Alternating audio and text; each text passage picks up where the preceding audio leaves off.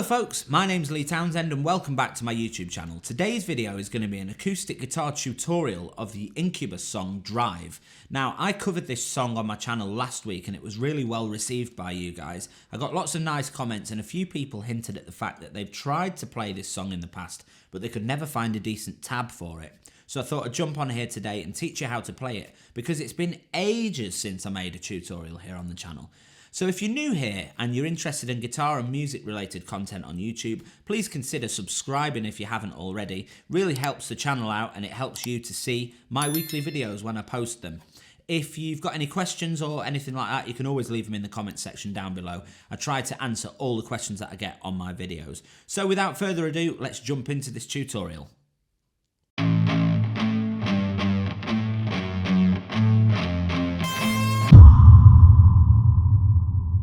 So this song's actually really straightforward. There's only 5 chords in the thing, but it's a bit of a guitar equivalent of a tongue twister, in that it takes your fingers a little bit of time to get used to the shapes and transferring seamlessly between them.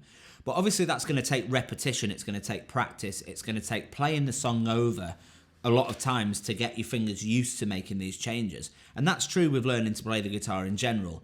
Repetition and practice are always going to be key to this. And I don't want to go too deep into the theory side of everything. I'm going to jump straight in and teach you the chord progressions involved in this song. And the main progression starts with a variation of E minor played up here on the 7th fret. So the first finger is going to be on the 7th fret of the A string, your third finger is going to be on the 9th fret of the D string, and your second finger is going to be on the 8th fret of the B string. But we're actually going to let the top E and the G ring out, so you've got to be careful to be accurate with your fretting here to allow the strings in between to ring out. So it should sound something like this. And the second chord in the song is moving down 2 frets, but we're still going to fret that 7th fret A string, but this time we're going to fret it with our second finger. The first finger is going to be on the 5th fret of the D string, and the third finger is going to be on the 7th fret of the G, and the pinky is going to be on the 7th fret of the B. And again, we're going to leave that top E to ring out, so it should sound something like this. And that's like an E minor with a 9 added on. So the first chord's E minor, and then E minor 9. And you can see they're very, very different shapes, so switching between those at first is a little bit tricky. The third chord in the progression is a C major 7, which is first finger on the 3rd fret of the A string, third finger on the 5th fret of the D string, and second finger on the 4th fret of the G, and pinky on the 5th fret of the B. That's a C major 7. And the fourth and final chord of this first chord progression is an A7 sus2, which is played by putting your second finger on the 5th fret of the bottom E string and your third finger on the 5th fret of the D string. And I actually mute the A and G strings when I'm doing this, just because my fingers are fat and they do it automatically. But it's important that you let the B and the top E ring out, just for a bit more oomph to the chord. It should sound like this.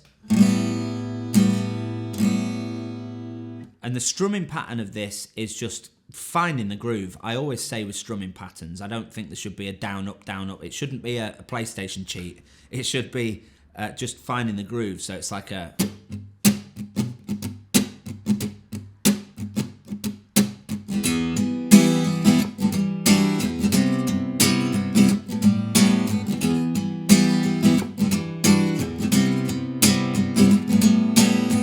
You know what I mean? There should be some groove there. It shouldn't be so sort of paint by numbers.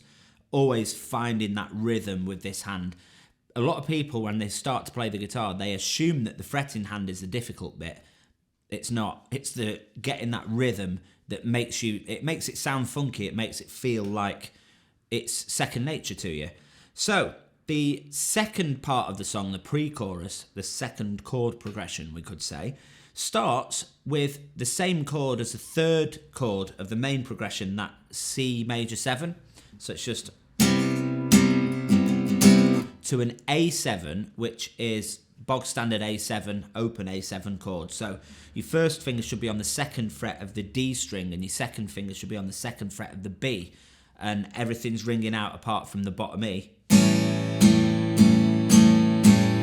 So that's the 5th and final chord of the song, so just... And then back to the... And then the chorus is the same as the verse chord progression.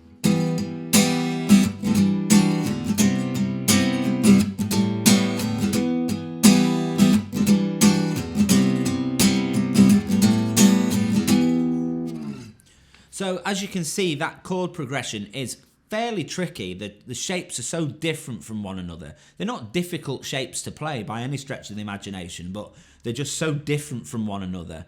It's very easy to mistake and get the wrong shape, if that kind of makes sense.